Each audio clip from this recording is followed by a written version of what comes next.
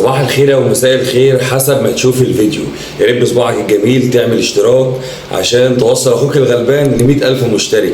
اسمعوا بقى شويه الاخبار السريعه دي، مش هتطول معاكم ويلا بينا. الاهلي قدم عرض لنادي هاتاي سبور التركي لضم المهاجم كارلوس سترانديفيتش. محمود كهربا مكمل مع النادي الاهلي وتم رفض اي عرض من السعوديه نهائي.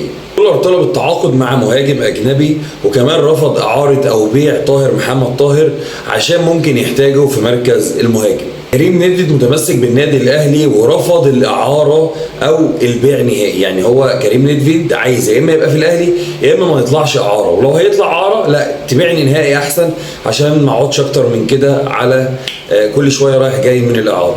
استمر مسؤول النادي الاهلي على تمديد عقد الشاب اللاعب محمد عبد الله.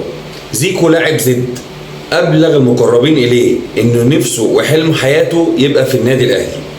يا ريت بقى ما تنساش تعمل اشتراك وتعمل لايك. سلام.